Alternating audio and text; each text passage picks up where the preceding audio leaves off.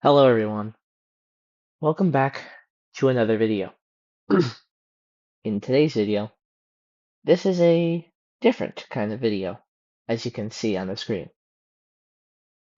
This is not a traditional Storm Prediction Center video, because there really isn't a lot of severe weather to talk about. Yes, there are two slight risks of severe weather today for Texas and Oklahoma, tomorrow for Nebraska and South Dakota, and yes, they both can cause some pertinent severe weather hazards, but to be quite honest, I don't feel like it's so worthy of covering because not only is the tornado threat not high, but the wind and hail threats are kind of not that high. They're only a 15% hatched for today and a regular 15% for tomorrow. So I really feel like those specific parameters don't constitute me making a video about it. I feel like other people have it covered, and I just don't feel like I really should be covering it. However, uh, there are other prediction centers, that I would like to cover in the future, like the Weather Prediction Center and the Climate Prediction Center. Now, the Climate Prediction Center is what I am displaying on the screen.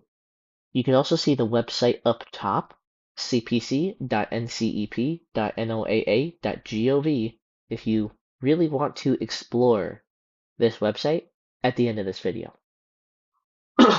And if you want to explore it while the video is playing to get an understanding of what the Climate Prediction Center is about, by all means, you always can. And, yep. Alrighty, so let's dive into this. So, the Climate Prediction Center, for context, uh, prognosticates meteorological context. Prognostication is looking into the future, finding details, and making a weather forecast. That is what prognostication is in a meteorological sense. Uh, the Climate Prediction Center, what they do is they prognosticate, forecast the temperature and precipitation conditions, specifically their probabilities, not their tumultuousness, but the probabilities of said things occurring. Even more specifically, anomalies. The Climate Prediction Center uh, will indicate if there are certain temperature or precipitation anomalies across the contiguous United States, plus Alaska, the Aleutian Islands, and Hawaii. And they do this to essentially uh, make people more aware, and especially the National Weather Service as a whole, make more people aware of imminent potential heat waves or cold blasts or droughts or deluges of precipitation. All right. That's what they're known to do, what they're known for, and what they should be doing. And I am very glad that they're doing, because it definitely predicts way more things than we ever can. All right. And thanks to the models for providing this information. The Climate Prediction Center works like this. There are going to be above normal, below normal, and near normal probabilities of temperature and or precipitation. Now, near normal, what I'm zoomed in on right now, should be pretty obvious. Near normal, the thing I'm zoomed in on, as I said twice, is I feel like it's kind of new to me. I feel like I haven't really seen this before, but maybe it's only on weeks 3 to 4 or past that. I'm not sure. Now, you're probably wondering, well, what else do they do besides weeks 3 or 4? They issue uh, other outlooks, like the 6 to 10 day outlook, or 8 to 14 day outlook, or a 1 month period, or a 3 month period. That's what they usually do. And I'm very happy that they do that. because I can get a sense of stuff. And again, going back to this graph here, you'll notice there are different colors. They mean different things. Obviously, going from the lightest orange to the darkest red, like slash blood color, that means that temperatures are, the Climate Prediction Center thinks that temperatures, the anomalies of temperatures, are going to be above normal. There will be above normal temperatures, potentially. And the further down the graph you go, the more the more confidence is being invested in such a prognostication like a heat wave. Maybe even a record-breaking heat wave. Maybe that. Near normal is kind of what it sounds like. It's near the normal climatology, the normal climatological temperatures for that specific day and that time period. I shouldn't say day, I should say time period. And that's kind of rarely issued because none are going to really be near normal because they're so tumultuous sometimes and they're so back and forth. Models are so biased on one thing and others are not. So it's, in my opinion, kind of rarely issued, but sometimes it's not. And then below normal is the very light blue to the very dark blue. It almost looks purple. Um, and basically, the further down the graph you go, on the blue side, on the below normal, the higher probabilities that that such prognostication, like an Arctic cold blast or the polar vortex, is just breaking apart. That is that could happen. And I've definitely seen both the high end and the low end for uh, maps on the Climate Prediction Center. And I look at the CPC Climate Prediction Center almost every day. I try to as much as I can because I would like to see in the future what the temperature trends would be like. I really would like to see that. It's interesting to me, and plus it's also just in general a very good thing to know. It really is. It's a very good thing to know what the potential temperature will be in your area. It's a very great thing to know. Um, Equal chances are really just the equal chance of being in warmth versus cold. They kind of cancel each other out climatologically when you look at it from that perspective. Uh, so yeah. Anyways, let's get into it.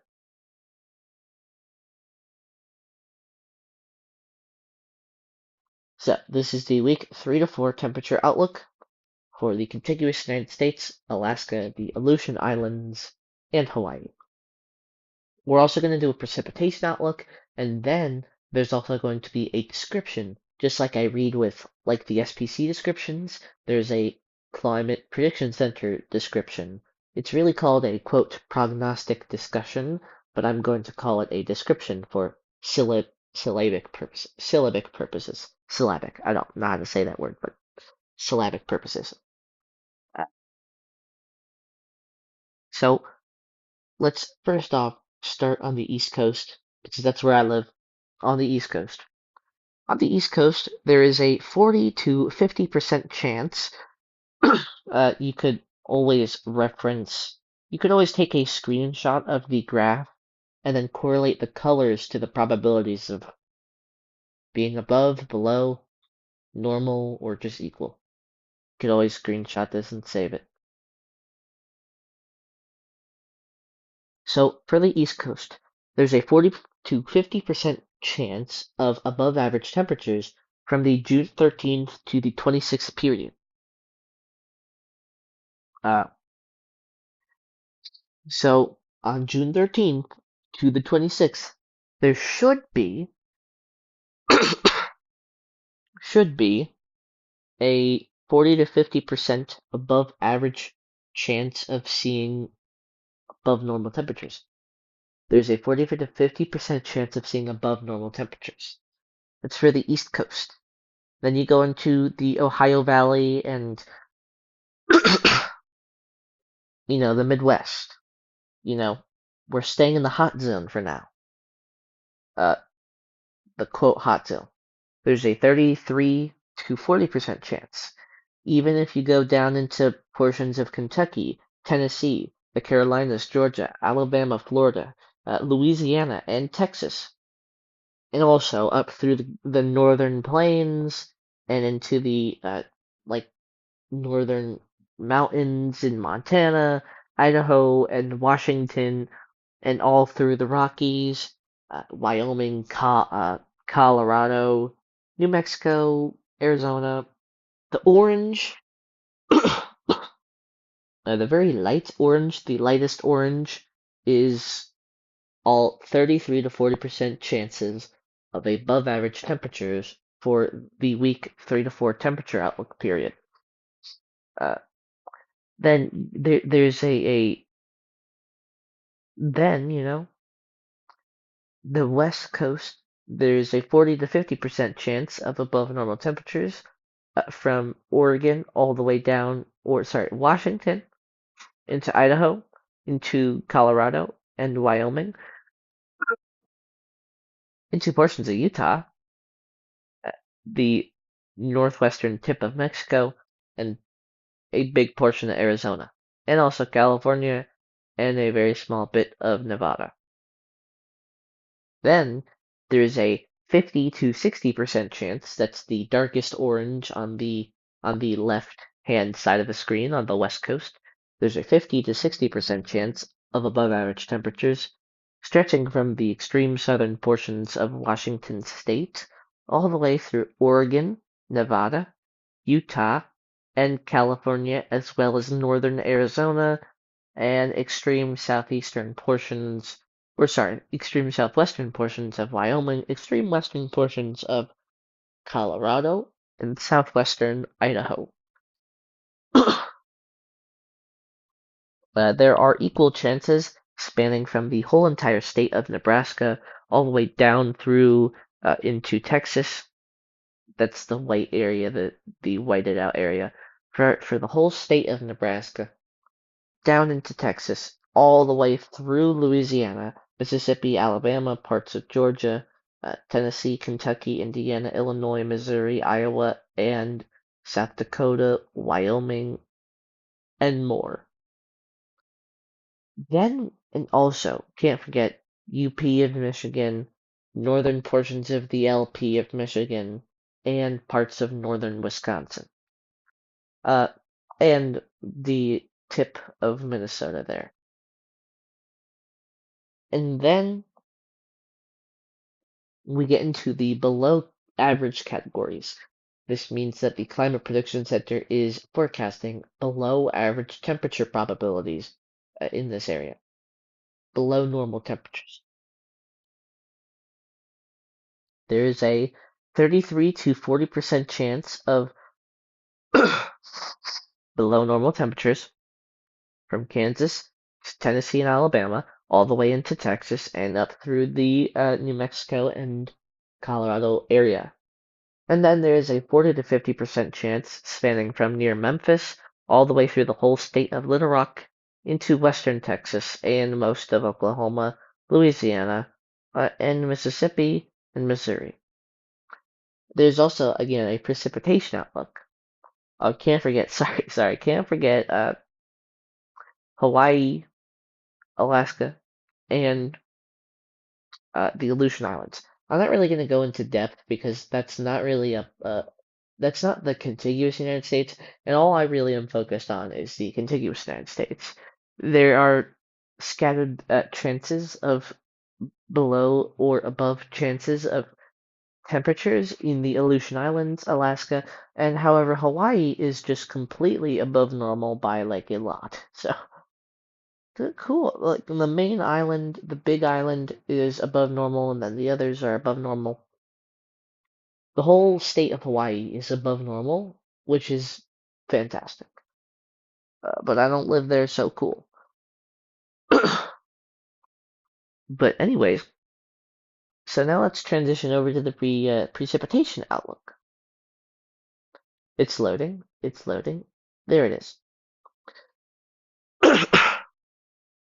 So the week 3 to 4 precipitation outlook. The Climate Prediction Center expects a 40 to 50% above normal precipitation probabilities for a large portion of the country, spanning from most of the East Coast through the Ohio Valley, the Southeast, the Midwest, the Plains, and into New Mexico. And same thing with the 33 to 40%, the lightest green, spans from Florida to Louisiana, Mississippi, Alabama, Texas, New Mexico, Arizona, California, Nevada, uh, stuff over there near the Rockies, into the Northern Plains, into Chicago, Detroit, uh, Gary, Indiana, into New England as well, and even into Maine. The equal chances are the white spaces from California to, the northern Great Plains, or I should say the Great Lakes, the northern Great Lakes area, uh, parts of Maine and the New England areas, parts of Florida, parts of the Deep South, and that's it. And then there's a below normal precipitation probability. You could also reference this graph as well. This is the precipitation graphics. The graph, essentially, it'll help you differentiate certain things between certain other things. So, see that right there? You can screenshot, you can do whatever. There are 33 to 40% below normal probabilities from the Dakotas through the Rocky Mountains and the mountains in the extreme northern portions of the U.S. into the kind of like Sierra Nevadas, basically. And then there's a 40 to 50% probability of below normal precipitation for the entire state of Oregon, most of Washington, most of Idaho. I'm forgetting everything. I don't even know why. Portions of Montana, Wyoming, Colorado, Utah, Nevada, and California. What that means is that what's prognosticated is there are going to be more events of precipitation over the eastern United States and also across a band of territory from the Mid-Atlantic and New England-ish regions, Hartford, Connecticut, and stuff like that, through New England, the Mid-Atlantic, the Ohio Valley, the Southeast, the Deep South, the Plains, and into New Mexico. It's like a stretch of a swath of above average or precipitation probabilities. And there are expected to be lesser amounts of precipitation in the Pacific Northwest. Yes, Oregon is expected to lose out on the precipitation from the middle of June to the closing of June. That's what is expected to happen. And also, for Alaska, Hawaii, and the Aleutian Islands, there are both equal chances of above average and below average precipitation in some areas, with Hawaii almost all having equal chances.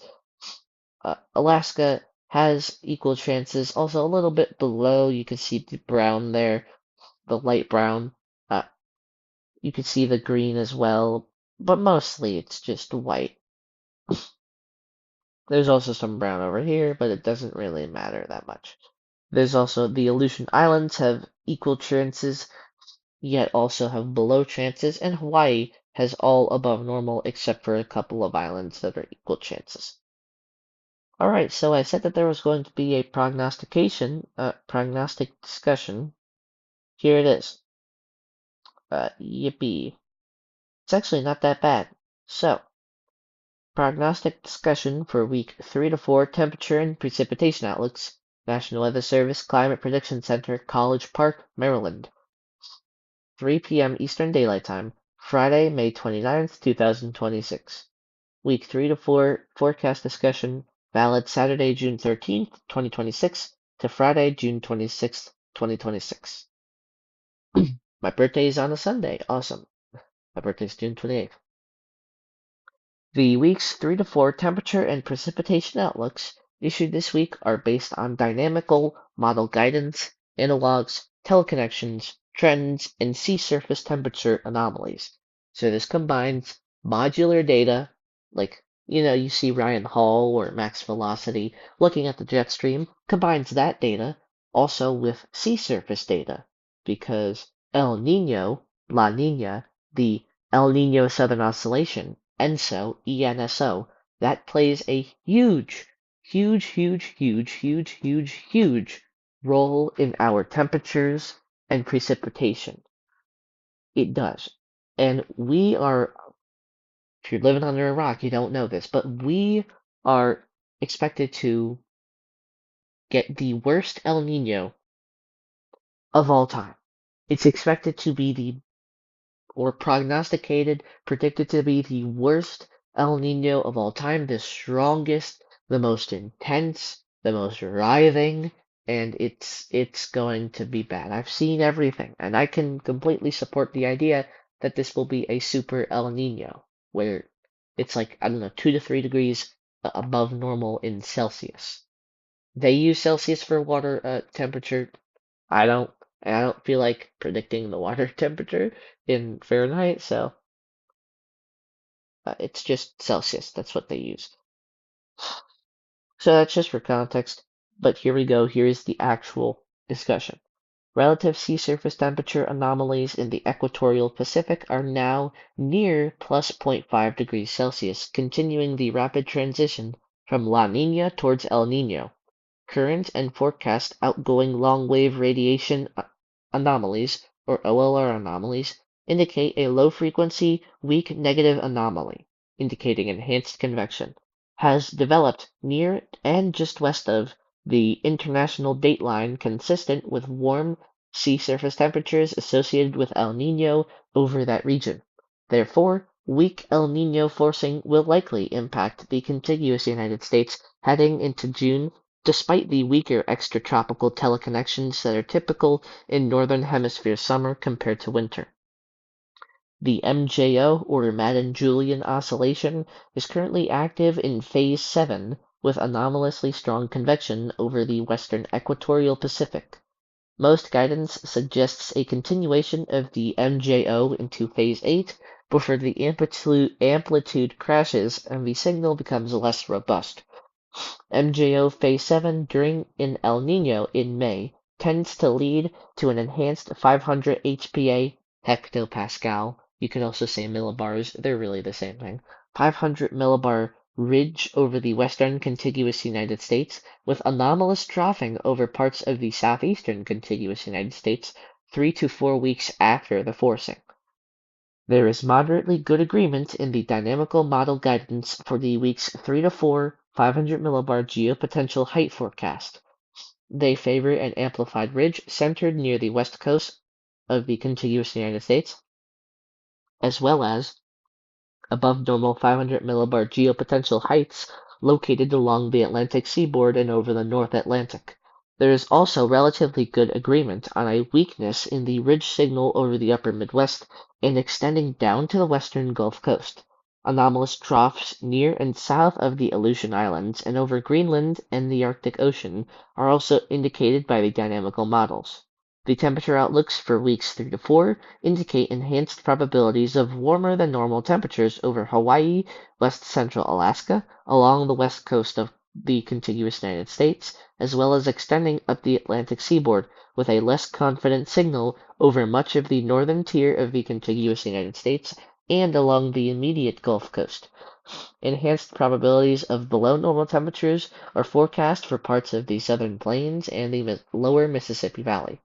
The precipitation outlook for the weeks 3 to 4 period indicates heightened chances of drier than normal precipitation over much of the Pacific Northwest and northern Rockies.